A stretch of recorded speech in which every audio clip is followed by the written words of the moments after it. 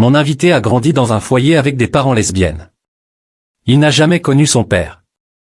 Mais aujourd'hui, il voit des transgères et même des satanistes devenir radicaux pour Jésus.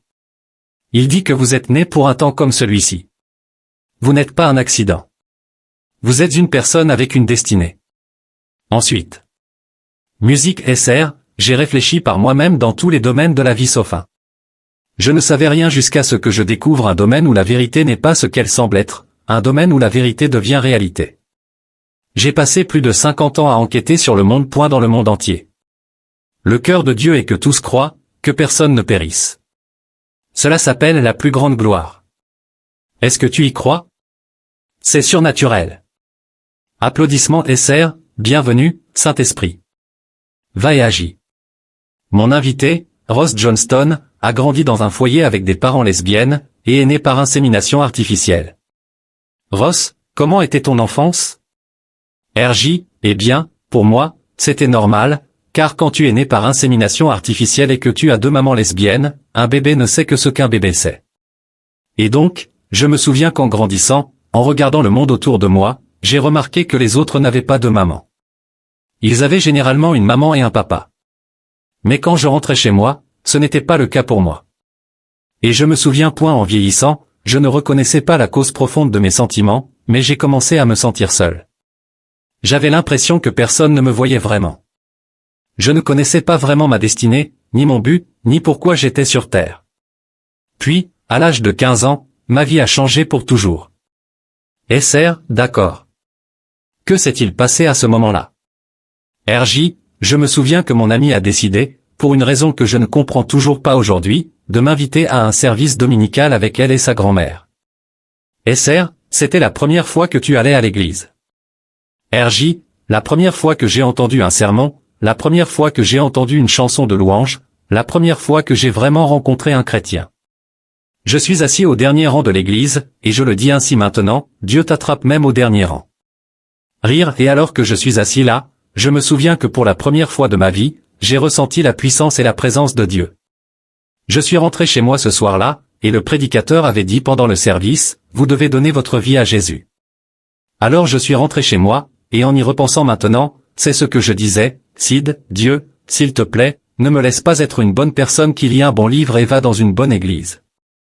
Dieu, si tu es réel, je dois te connaître personnellement. Et je me souviens que pendant les 3 nuits suivantes dans ma chambre, la puissance et la présence de Jésus me rencontreraient. Je suis allé à l'église la semaine suivante. J'ai levé la main. Je ne savais même pas ce que cela signifiait, mais j'ai dit, Jésus, je veux te remettre ma vie, parce que tu es réel. Et puisque tu es réel, tu mérites tout ce que j'ai. SR, aide-moi à comprendre. Tu as dit que tu as ressenti la présence de Dieu pour la première fois de ta vie. Qu'est-ce que cela a fait? RJ, la meilleure façon de le décrire est que je pleurais, je dansais, je riais, je criais, je levais les mains à genoux. Je ne comprenais pas vraiment ce qui se passait, mais je savais qu'il y avait une présence surnaturelle dans la pièce. Et dès que j'ai reconnu cela pour la première fois de ma vie, j'ai senti mon âme commencer à se sentir vraiment satisfaite. Et je savais que c'était la présence de Dieu, parce que même si j'avais essayé les choses du monde, elle me laissait vide, elle me laissait brisée, et quand je posais ma tête sur l'oreiller la nuit, je savais qu'il y avait plus pour ma vie. SR, puis tu es allé au service pour les lycéens. Que s'est-il passé là-bas? RJ, eh bien, je me souviens que je suis entré, maintenant, garde à l'esprit que je n'avais jamais eu de conversation avec Dieu, ni de dialogue avec Dieu, encore moins une parole prophétique sur ma vie. Et donc ce pasteur vient vers moi et me dit, Ross, j'ai une parole pour toi. Je me suis dit, eh bien, nous parlons, que veux-tu dire par une parole? Et il a dit, je vois Dieu me parler, et il y a un leadership sur ta vie. Et je me souviens avoir pensé, super. J'ai toujours senti que j'avais un potentiel de leader, je vais juste accepter cela et continuer. Et je ne savais pas qu'à travers les hauts et les bas de la vie, Dieu me parlait à 15 ans, pour en arriver là où je suis aujourd'hui. SR, et tu n'avais vraiment pas de mentor dans ta vie à ce moment-là. Et tu es tombé dans le péché. Dis-moi ce qui s'est passé. RJ, eh bien, tu vois, je n'aime jamais donner plus de pouvoir ou d'autorité à l'ennemi, car il n'en a pas. Cependant, il a de vrais stratagèmes et il a des plans pour nos vies. Je me souviens, juste avant d'aller à l'église, à ce tout premier service d'église, j'ai été introduit à la pornographie. Je n'en avais jamais vu pendant 15 ans de ma vie, ce qui est presque un miracle dans notre culture actuelle. Et je me souviens que cela a marqué le début d'un voyage de 8 ans de musique de lutte contre une addiction à la pornographie, parce que pourquoi?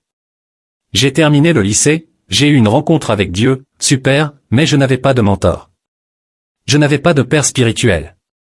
Je n'étais pas impliqué dans une église locale à l'université, et je me suis un peu laissé porter. Et cela nous a amenés en 2016, lorsque j'ai terminé mes études universitaires, et encore une fois, ma vie allait changer pour toujours. Et Serre, maintenant, tu dis que tu as pris une mauvaise décision en restant à San Diego. Pourquoi? RJ, eh bien, avant même d'en arriver là, j'ai joué au jeu des reproches avec Dieu, parce qu'en arrivant à l'université à San Diego, j'ai dit, Dieu, je n'ai pas la voiture que je veux. Je n'ai pas la petite amie que je veux. Je n'ai pas la maison que je veux. Alors tu sais quoi, Dieu? Je vais te mettre sur pause, je vais résoudre ma vie, parce que je sais ce qui est le mieux pour ma vie. Pire décision jamais prise. Et pendant les 3 années et demie suivantes de ma vie, bien que je pensais avoir tout ce que le monde me disait que cela satisferait mon âme, je désirais Dieu. Et en 2020, lorsque la pandémie frappe, j'entends le Saint-Esprit me parler. Et il dit, Ross, si tu ne te lèves pas maintenant, tu ne le feras jamais. Et voici le truc. J'aime le cœur de Père de Dieu. J'aime Abba. Mais ce n'était pas un moment de type Papa Dieu. C'était un père sévère regardant son fils, disant, Ross, tu as une décision à prendre qui va impacter non seulement aujourd'hui, mais pour le reste de ta vie. Et donc je pleure sur le sol. Je me repens. Je redonne ma vie à Jésus, et depuis, c'est comme une fusée. Esser, parle-moi de ton aventure avec Dieu qui a vu le jour. RJ, donc en 2020, je me rends à un réveil sous tente. Il y a quelque chose dans la gloire des réveils sous tente, je les adore, ils sont tellement incroyables. Et j'entre, et je vois ce leader de louange sur scène. Nous ne nous étions jamais rencontrés, et Dieu dit, tu dois te connecter avec lui.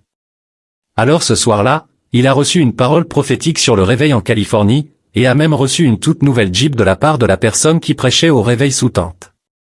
Nous nous rencontrons ce soir-là, et nous commençons à parler de la Californie. Musique William Seymour, Frank Bartlement, le réveil d'Azusa Street. Aimé sample MC Ferson, le mouvement des Jésus People, Lonnie Frisbee, et nous savions que nous touchions quelque chose dans l'état doré où un puits de réveil commençait à s'ouvrir en 2020. Alors nous avons décidé de faire cela, nous avons décidé de suivre la Bible. Et nous avons dit, vous savez quoi? Nous allons adorer, nous allons prêcher l'évangile, et nous allons voir ce que Dieu veut faire avec cela. Et mon Dieu, est-ce qu'il a bouleversé nos esprits? Esser, et qu'avez-vous fait, brièvement, quand vous êtes arrivé en Californie avec ton ami? RJ, alors ce que nous avons décidé de faire, c'est que nous sommes allés à Huntington Beach, une plage iconique et infâme, sans permis. Les flics n'aimaient pas du tout que nous soyons là. Ils disaient, que faites-vous ici? Je répondais, monsieur, j'ai le permis du ciel. Rire et musique, alors nous avons décidé d'adorer et de prêcher l'évangile, et de baptiser les gens. Et les gens descendaient de la promenade, étant délivrés, sauvés, baptisés et branchés dans une église locale en moins de 4 heures. Applaudissements, amen. Mais ensuite, après cela, les gens venaient me voir, Ross, depuis combien de temps es-tu pasteur? Je répondais, 30 minutes. Rire, Ross, quelle église est-ce? Je disais, mec, je viens juste de recommencer à aller à l'église il y a 6 mois. Mais nous avons décidé de nommer le mouvement « La Californie sera sauvée », et depuis 3 ans, nous avons voyagé à travers l'état doré. Esser, mon garçon, je ressens la présence de Dieu dans cette déclaration. RJ, allez. Oui. Esser, voyons si tu le ressens. La Californie sera sauvée. Oui. Applaudissements RJ, amen. Amen. Et donc, au cours de ces 3 dernières années, nous avons vu des choses incroyables. L'année dernière, nous avons fermé Hollywood Boulevard devant le Walk of Fame. 2000 chrétiens sont venus, 118 sauvetages documentés et 40 baptêmes juste là devant le Chinese Theatre. Le mois suivant, nous sommes allés à Huntington Beach. 3500 chrétiens sont venus. Littéralement, si tu es venu à cette plage ce jour-là, tu n'avais pas le choix. Tu allais entendre la louange et entendre l'évangile. Rire, et donc nous avons vu Dieu répandre son esprit dans des endroits que beaucoup ont abandonnés, où beaucoup disent que c'est trop sombre. Il ne faut pas être prophète pour appeler l'obscurité, mais il faut être un croyant en Jésus rempli du Saint-Esprit pour dire, tu sais quoi point ce que le monde dit. Que dit Dieu? Applaudissements SR, d'accord. À notre retour, je vais demander à Ross de prier pour que vous soyez sans peur, comme lui, et que vous accomplissiez votre but, que vous remplissiez votre destinée, tout comme Ross.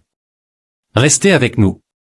Applaudissements, musique, aspirez-vous à la joie de servir quelque chose de plus grand que vous-même? Nous avons une ressource spéciale qui vous aidera à vous lever et à saisir votre destinée divine. SR, nous mettons à votre disposition quelque chose de tout nouveau et d'exclusif. Il s'agit d'un ensemble de 3 CD, accomplir votre mission divine. Ross, la façon dont tu as commencé, la naissance par insémination artificielle. Parents, 2 lesbiennes. Tu es non seulement devenu chrétien, mais tu atteins même les lesbiennes pour le Seigneur. RJ, la réalité, c'est que la meilleure façon de voir les choses est la suivante. Tout cela faisait partie de ma lignée familiale. Maintenant, je suis dans la lignée de Jésus. Bien que je les aime et que je me soucie d'eux, ma réalité plus grande est que je suis connu par le Dieu de l'univers. Vous entendrez le témoignage émouvant de Ross, ainsi que comment reconnaître les 3 clés du véritable réveil, identifier et chasser l'esprit d'orphelin de votre vie, et créer un effet d'entraînement de réveil autour de vous. Les bienfaits d'une relation aimante avec Dieu, le Père, tout cela et plus encore, vous attendent dans l'ensemble de CD transformateurs de vie de Ross. SR, Ross, quel est le désir de ton cœur pour les personnes qui écouteront cette série? RJ, nous avons tous soif de vivre une vie plus grande, meilleure et au-delà de nous-mêmes. Si vous vous demandez, Dieu, je sais que tu m'as créé, mais que veux-tu que je fasse? Je crois vraiment qu'en écoutant ces CD et ces enseignements, la voix de Dieu commencera à parler à votre cœur afin que vous sachiez la raison exacte pour laquelle vous avez été mis sur terre pour un temps comme celui-ci. SR, c'est ton message de vie. Personne sur la planète ne peut accomplir ta mission divine comme toi. Tu es unique, tu es merveilleusement créé. Peu importe combien tu as été saboté, Dieu a une mission divine pour toi. Il n'est jamais trop tard pour découvrir votre mission divine. Appelez ou rendez-vous en ligne sur sidros.org 100 ainsi avec votre don de $25, frais de port et d'expédition inclus, pour l'ensemble de CD audio exclusifs de Ross Johnston, accomplir votre mission divine. Alors n'attendez pas, commencez à vivre un réveil surnaturel chaque jour, en vous alignant sur le but de Dieu. Musique, applaudissements SR, maintenant, je suis un peu curieux, lorsque Ross est devenu un véritable croyant en le Messie, que faisait ta maman lesbienne? RJ, au début, il n'y avait pas beaucoup de conversations. Mais parce qu'elle m'aime beaucoup, elle m'emmenait à l'église, elle payait pour les camps d'été. Et je me souviens qu'au début de ma conversion, parce que j'étais si nouveau dans la foi, je ne savais pas vraiment comment m'engager. Mais voici ce que je savais, que chaque graine plantée par le Saint-Esprit portera toujours du fruit. Donc, jusqu'à aujourd'hui, je crois que ma mère est sur le point de venir à Jésus. Elle voit ma vie. Elle ne viendra pas à mes rassemblements parce qu'elle sait qu'elle sera sauvée. Rire, mais le moment approche. Le moment approche pour ma maman. SR, eh bien, laisse-moi t'encourager. Sur le lit de mort de mon père, un homme juif orthodoxe qui ne croirait jamais en Jésus, j'ai entendu de mes propres oreilles, je reçois Jésus comme mon Messie et Seigneur. Si mon père a pu le faire, ta mère le peut aussi. RJ, Amen. Applaudissements SR, dis-moi ce qui se passe dans tes réunions. RJ, nous voyons des témoignages incroyables, car alors que nous nous rassemblons, le Seigneur nous a dit que nous avons 2 armes, l'adoration et la proclamation de l'Évangile. Et la Bible dit clairement que lorsque nous adorons Dieu, il est enchâssé sur nos louanges. Que signifie cela? Il devient plus proche dans l'atmosphère. Mais nous savons aussi qu'une fois que les gens rencontrent la véritable présence de Dieu, ils cherchent maintenant le langage. Que se passe-t-il dans mon cœur? Qu'est-ce que je ressens? Et donc, quand nous prêchons l'Évangile, ils disent, « Oh mon Dieu, c'est ce que j'ai cherché toute ma vie. » Nous étions à San Francisco, dans le quartier Tenderloin, qui est presque comme une atmosphère de pays du tiers-monde ici en Amérique. Et nous avons découvert qu'un couple se dirigeait vers un rituel satanique ce soir-là. Ils ont entendu la louange, ont décidé de s'arrêter. Un membre de notre équipe est allé vers eux, a prié pour la femme qui avait eu un accident de voiture, sa dos a été guérie. Ils ont décidé de rester et quand j'ai prêché l'Évangile, ils ont été le premier couple à recevoir Jésus ce soir-là. Applaudissements SR, vous avez même été témoin de la conversion de personnes transgenres et lesbiennes. RJ, alors, c'est un moment vraiment spécial. Mon anniversaire est le 31 octobre, le jour de la Réformation, comme je l'appelle, et nous étions dans le centre-ville de San Diego, devant les bars et clubs les plus infâmes de cette région. Nous avons débarqué là, avec notre système de son complet, nous adorions ou prêchions l'évangile SR, oui, il y a un mot hébreu, chutzpah, tu as du cran. RJ, exactement, oui. De l'audace, c'est le lion de la tribu de Juda. Jésus est venu comme l'agneau, mais il reviendra comme le lion. Et je me souviens qu'en prêchant l'évangile, j'ai regardé à ma droite, et la première personne à répondre est un homme transgenre. Dès qu'il s'avance, la seule chose à laquelle je pense est de lui donner un énorme câlin. Dès que je le serre dans mes bras, il commence à pleurer. Il reçoit Jésus et reste le reste de la nuit pour adorer avec nous. Applaudissements SR, tu sembles être une personne très positive, tout est possible. Mais qu'en est-il de l'Amérique? Y a-t-il de l'espoir pour l'Amérique?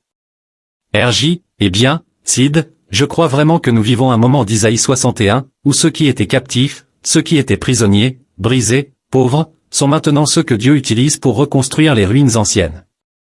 Je le dis de cette manière, Dieu choisit, poursuit et sauve ceux qui viennent des situations les plus désespérées, sans Dieu et les plus sombres pour tourner l'Amérique dans une autre direction. Applaudissements SR, parle-moi du rêve du rouge et du bleu. RJ, donc en 2022, j'ai vu cette vision. Et j'ai vu l'État de Californie à moitié rouge, à moitié bleu. J'ai pensé, c'est facile, la politique. Dieu a dit, non, non, non. Et au milieu de l'État, j'ai vu une ligne de séparation. Et j'ai commencé à réfléchir, Seigneur, que signifie cela? Musique, instantanément, cette pensée m'est venue à l'esprit, que deviennent les couleurs rouges et bleues lorsqu'elles se mélangent? Elles deviennent violettes. Le violet signifie gloire, majesté, beauté, la présence, la puissance et l'émerveillement de Dieu. Et immédiatement, alors que nous entrions dans 2024, le psaume 24 s'est affiché dans ma vue. Et je l'ai relié au rêve, je crois qu'en cette année et dans les années à venir, nous verrons cette plus grande gloire. Que dit le psaume 24? Il dit, qui est ce roi de gloire? L'Éternel, fort et puissant, l'Éternel, puissant dans les combats. Et je crois, Sid, que le seul espoir pour l'Amérique et les nations de la terre, est pour que la gloire de Dieu ne soit pas seulement une connaissance intellectuelle, mais une révélation du cœur. Et nous verrons cela dans notre temps. Applaudissements SR, et j'ai trouvé quelque chose d'autre d'intéressant à ton sujet. Tu n'es pas juif, mais tu es très pro-Israël. RJ, même. SR, d'où cela vient-il? RJ, eh bien, je le garde simple. La Bible dit que si tu te tiens aux côtés d'Israël, Dieu se tiendra avec toi. Mais ce n'est pas tout, nous voyons tout au long de l'histoire, de Haman à Hitler en passant par le Hamas, il y a eu une attaque contre le peuple juif, mais devine quoi? Cela n'a jamais réussi, et cela ne réussira jamais. Nous avons vu un esprit antisémite qui a essayé de relever la tête tout au long de l'histoire mondiale, cependant, il ne réussira jamais. Mais dans Romains 11, Paul dit quelque chose de vraiment intéressant. Il dit ceci, il dit, si vous, les gentils, avez été bénis par le rejet du Messie par les Juifs, combien plus le monde sera-t-il béni lorsque le peuple juif viendra à Jésus? Et il fait cette déclaration, tout Israël sera sauvé. Et je crois que lorsque le réveil éclatera en Israël, laissez-moi le dire ainsi, pourrions-nous être dans un moment de mise en place divine où toute l'attention est sur Israël, le réveil éclate là-bas, et lorsque le réveil éclatera parmi le peuple juif, il éclatera à travers le globe entier. Applaudissements SR, lorsque tu vois l'antisémitisme, comment te sens-tu dans ton cœur? RJ, lorsque je le vois, cela me brise le cœur parce que si souvent, la plus grande résistance que j'ai rencontrée, malheureusement, vient des chrétiens. Et cela me sidère, car non seulement notre Messie est juif, mais il revient en Israël. Mais nous savons que sans Jésus, il n'y a pas d'espoir pour les gentils ou pour le monde. Alors, si nous ne pouvons pas soutenir le peuple de Dieu, le Dieu d'Abraham, d'Isaac et de Jacob, Yahweh, Yeshua, si nous ne le soutenons pas, lui et son peuple, ses buts et ses promesses, comment pouvons-nous dire que Dieu est devenu notre tout? Vous savez, beaucoup de gens savent que Jésus est Seigneur, mais ils ne le connaissent pas comme l'amoureux. Que veux-je dire par là? SR, arrête. Regarde la caméra et parle à une personne qui a besoin de connaître Jésus comme amoureux. RJ, je veux t'encourager, si tu sais que Jésus est Seigneur, c'est un excellent point de départ, mais ce n'est pas là où tu dois t'arrêter. Jésus est en réalité celui qui t'aime plus que quiconque et que n'importe quelle personne ne le fera jamais. Et je veux t'encourager maintenant, si tu as une connaissance intellectuelle de Jésus, je suis tellement fier de toi. Mais il veut entrer dans ton cœur, il veut devenir ton Seigneur, ton amoureux, l'agneau et le lion, les 4 ailes de Jésus. Et je t'encourage maintenant, en ce moment, si tu veux te rendre à Jésus, c'est tellement simple. Il n'a pas dit que tu devais faire un rituel religieux fou. Il a dit que si tu confesses de ta bouche et crois dans ton cœur qu'il est Seigneur et qu'il est ressuscité des morts, tu seras sauvé. Donc tout ce que tu as à dire, c'est « Jésus, je te fais mon Seigneur. Je me repens de mes péchés et à partir de ce jour, je te suis et te reçois dans mon cœur. » Et simplement dis « Saint-Esprit, Esprit de Dieu, remplis-moi maintenant. » Bienvenue dans la famille de Dieu. Applaudissements et serre, que vois-tu dans ton cœur? Peux-tu me peindre un tableau de ce que tu vois se passer en Israël? RJ, tu sais, SR, je veux dire, il y a la situation de guerre en cours. C'est une chose effrayante de vivre dans une zone de guerre. RJ, absolument. Chaque fois que je vois de la tension ou de l'obscurité ou la guerre se produire sur Terre, ma première pensée est que c'est une mise en place divine. Maintenant, nous reconnaissons absolument qu'il y a de véritables atrocités, de la véritable douleur, de vraies personnes perdent leur vie. Et nous savons que l'ennemi vient pour voler, tuer et détruire. Mais Jésus a dit, « Je suis venu pour donner la vie, et la vie en abondance. » Donc, quand je vois ces choses se passer sur terre, ma perspective est, « Jésus, que fais-tu, et où est la vie en abondance ?» Et je crois qu'en ce moment, alors que la tension augmente sur terre, ce qui augmente également, c'est la gloire du Seigneur. Donc je crois qu'en plein milieu de tout ce tumulte, les cœurs des gens commenceraient à dire, « Qui est ce Jésus ? Qui est ce Messie ? J'ai entendu dire qu'il est une figure religieuse, j'ai entendu dire qu'il est un prophète, j'ai entendu dire qu'il est un lunatique, j'ai entendu toutes ces choses. » C'est Matthieu 16, quand Jésus vient vers Pierre et dit, « Pierre, que dis-tu que je suis ?» Et il répond, « Tu es le Fils de Dieu. » Et Jésus dit, « Oh, aucun homme ne t'a révélé cela. » Et Jésus dit, « Je bâtirai mon Église sur cette révélation et les portes de l'enfer ne prévaudront pas. » Pourrait-il être que nous soyons dans un moment où le Seigneur regarde les gens et dit, « Oublie ce que tu as entendu. Que dis-tu que je suis ?» Applaudissements et serre, tu sais, nous avons vu l'explosion du diable en terre d'Israël, la guerre, la dévastation du 7 octobre, la brutalité qui se poursuit. Maintenant, nous allons voir une autre explosion. Nous allons voir l'explosion du Dieu vivant, sa gloire va couvrir cette terre. Et je crois que cela va commencer en terre d'Israël. Juste très brièvement, tu as, à cause de ton passé, de ton éducation, etc., ce qu'on appelle un « esprit d'orphelin ». Qu'est-ce que c'est et comment t'en es-tu débarrassé? RJ, donc l'esprit d'orphelin est tout, et au niveau naturel, tout peut aller bien dans ta vie. J'avais de bonnes notes, j'étais bon en sport, j'avais de la nourriture sur la table. J'étais béni dans ma vie. Cependant, intérieurement, j'avais toujours l'impression que personne ne se souciait vraiment de moi. J'avais toujours l'impression d'être seul. Je sentais que je n'avais aucune valeur et aucun but. Ce qu'il en était, c'était le manque de père. Et je le dis ainsi, Sid, tant que Dieu ne devient pas ton père. Le monde est ton père. La culture est ton père. Le divertissement est ton père. Et peut-être que tu le sais, peut-être que tu ne le sais pas, mais j'encourage chaque personne à appeler Dieu, le Père, pour devenir ton père. Mais pas seulement cela, je le dirai ainsi. Nous avons tous un rouleau dans notre vie. Nous avons tous été plantés. Nous avons tous une graine de destinée plantée en nous depuis le moment où Dieu nous a formés dans le ventre de notre mère. Et Dieu veut que toi et moi collaborions avec lui pour accomplir son rêve et son désir sur la terre.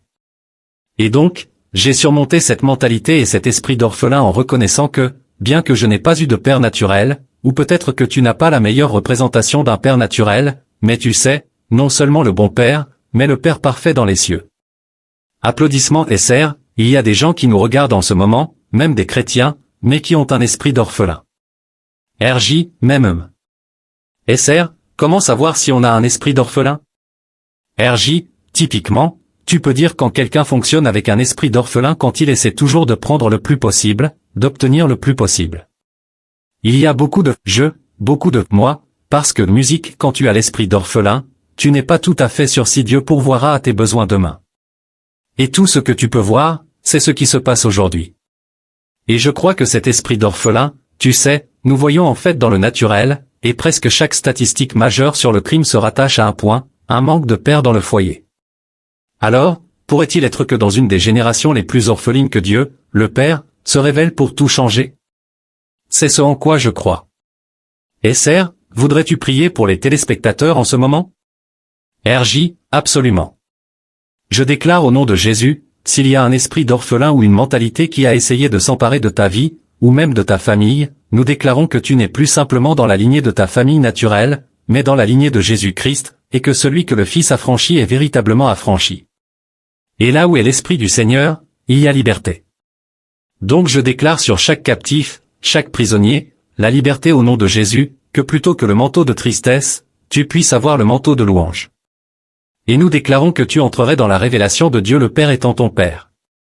Et je prie maintenant pour que l'esprit de réveil marque ta vie, que si tu veux perturber les plans de l'ennemi, tu dois laisser Dieu perturber ta vie. Donc je déclare une audace, le lion de la tribu de Juda qui est déjà en toi, pour commencer à couler hors de toi. Que tu prêches l'évangile, que tu imposes les mains aux malades, que tu chasses les démons, que tu fasses des disciples. Et tu ne manqueras pas l'appel de Dieu sur ta vie. Tu accompliras le plan divin que Dieu a pour ta vie, et je déclare cela à partir d'aujourd'hui au nom de Jésus. Applaudissements SR, et je veux te répéter, et je veux le prononcer sur toi. Musique, tu n'es pas orphelin. Dieu est ton Père. Dieu est ton Père. Je le dis encore une fois, Dieu est ton Père.